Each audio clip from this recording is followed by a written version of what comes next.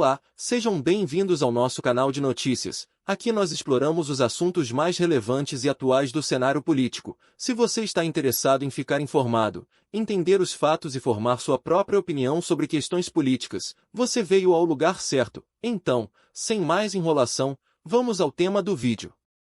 Nas primeiras semanas de seu terceiro mandato, o presidente Luiz Inácio Lula da Silva, PT, tem dado demonstrações de que aceita enfrentar desgastes internos no Brasil para se consolidar como líder na América Latina e se fortalecer na geopolítica mundial. Na primeira viagem oficial para fora do país, quando esteve na Argentina, Lula anunciou a retomada de uma das principais ferramentas que o ajudaram a ampliar sua influência em países vizinhos nos 2 primeiros mandatos, o uso do BNDES, Banco Nacional de Desenvolvimento Econômico e Social, para financiar projetos no exterior. O anúncio serviu como munição para ataques de críticos de Lula nas redes sociais. Caridade com o chapéu alheio, com o seu, com o nosso chapéu. Querem transformar o BNDES no que ele era antes do governo Jair Bolsonaro, um ralo de dinheiro para espertalhões, escreveu no Twitter o senador Flávio Bolsonaro, PLRJ. Outros parlamentares apresentaram requerimentos pedindo explicações sobre essas iniciativas. Há ainda ações para tentar desarquivar projetos no Congresso que visam impedir empréstimos para governos estrangeiros. Um interlocutor de Lula afirma que esse tipo de crítica já era previsto. A equipe do petista acredita que os ruídos causados por esse tipo de declaração não são diferentes do enfrentado por Lula nas primeiras vezes em que esteve no Planalto e até mesmo durante a recente campanha eleitoral. Após o anúncio de Lula, o próprio BNDES informou que não tem demanda ou previsão de financiar serviços de infraestrutura no exterior. O banco ressaltou que os atuais esforços são no sentido de alavancar especificamente a exportação de bens e produtos. O banco disse em nota que qualquer mudança nessa política passaria necessariamente por um entendimento com o TCU, Tribunal de Contas da União, e que o presidente da Corte, Bruno Dantas, tem reforçado o papel de acompanhamento das políticas públicas. A ida de Lula à Argentina e ao Uruguai expôs a estratégia do petista de priorizar o Mercosul e de acenar aliados vizinhos, mesmo em casos impopulares, para conseguir se firmar como protagonista. Apesar de dizer que uma de suas prioridades é reforçar a democracia no Brasil, o chefe do executivo fez sinalizações na última semana às ditaduras de Cuba e da Venezuela. O governo Lula também deu início oficialmente aos procedimentos para a reabertura da Embaixada Brasileira em Caracas, enviando uma missão diplomática. Além disso, elogiou a economia argentina, governada por seu aliado Alberto Fernandes, embora o país tenha acabado 2022 com a inflação próxima de 95%. Ele também anunciou o início de estudos para a criação de uma moeda comum, medida que não foi citada nas eleições, devido ao medo do risco político que poderia ter. Apesar dos afagos a Cuba e a Venezuela, aliados de Lula ponderam que o presidente fez críticas recentes a regimes que são próximos de seu partido. Em entrevista à TV Globo durante a campanha eleitoral, por exemplo, Lula fez críticas veladas aos partidos comunistas da China de Cuba ao tratar da polarização política. Não tem polarização no Partido Comunista Chinês, não tinha polarização no Partido Comunista de Cuba, afirmou na ocasião. Agora, quando você tem democracia, tem mais que um disputando, a polarização é saudável, ela é importante, é estimulante. Há ainda uma expectativa grande entre os próprios países vizinhos sobre uma possível ascensão de Lula como líder da região.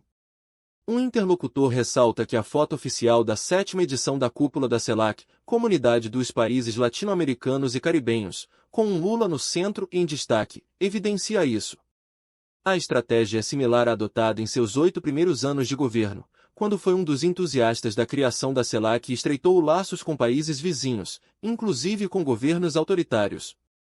Aliados ainda afirmam que Lula pode tirar proveito de um cenário diferente de seus 2 primeiros mandatos, com governos mais enfraquecidos e dependentes dos brasileiros. Quando assumiu pela primeira vez, Argentina, Venezuela e outros vizinhos enfrentavam dificuldades, mas nada comparadas com o momento atual. Segundo aliados de Lula, a estratégia é importante para que ele ganhe força perante o mundo. A avaliação é que, pesando na balança, a consolidação da liderança do Brasil em relação aos países vizinhos compensa o desgaste de defender ditaduras e anunciar medidas que foram criticadas por seus adversários nos últimos anos. Integrantes do Palácio do Planalto também dizem que a postura de Lula é a de quem respeita a soberania de outros países, e que cabe a ele manter relações com todos, e não interferir na política de cada nação. Pessoas próximas ao presidente dizem que a conjuntura da região ajudou o mandatário a retomar a mesma estratégia adotada de 2003 a 2010. Aliados históricos do PT retornaram ao poder recentemente após a América do Sul eleger diversos presidentes mais à direita. Na Argentina, após um período de supremacia do grupo de Néstor e Cristina Kirchner, o liberal Maurício Macri governou entre 2015 e 2019. Ele tentou a reeleição, mas o peronista Alberto Fernandes venceu o pleito com Cristina como vice. Pouco depois da vitória eleitoral, o presidente e a vice passaram a entrar em atrito. Hoje, disputam quem tem a relação mais próxima com Lula.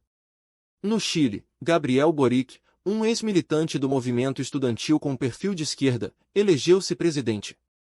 A Venezuela até hoje é governada pelo ditador Nicolás Maduro, sucessor de Hugo Chávez. O país é um dos alvos de maior polêmica entre Lula e Bolsonaro. Como presidente, Bolsonaro mandou diplomatas brasileiros deixarem o país vizinho e chegou a reconhecer como presidente o líder opositor Juan Guaidó, embora ele não controlasse o país. No final, Maduro conseguiu se manter na presidência, o que acirrou ainda mais a relação entre Brasil e Venezuela. Antes mesmo de tomar posse, Lula fez questão de retomar as relações diplomáticas com a nação vizinha. O governo de transição comandado pelo petista pediu a Bolsonaro a revogação de uma portaria que impedia a entrada de autoridades do alto escalão da Venezuela no país. A norma foi revogada, mas Maduro acabou não vindo ao Brasil. Na viagem à Argentina, Lula disse que Bolsonaro fez uma coisa abominável ao reconhecer Guaidó como presidente e defendeu o restabelecimento das relações diplomáticas. O Brasil, sobretudo o Brasil, e os países que compõem a CELAC, têm que tratar Venezuela e Cuba com muito carinho e, naquilo em que a gente puder ajudar a resolver os seus problemas, nós vamos ajudar, afirmou. Por enquanto é isso. Muito obrigado por assistir ao vídeo. Espero que você tenha encontrado informações úteis e interessantes. Se você gostou do vídeo, deixe um like e compartilhar com seus amigos. Também não se esqueça de se inscrever em nosso canal para não perder nenhuma atualização futura. Dê sua opinião, pois ela é muito importante para nós. Mais uma vez obrigado e até o próximo vídeo.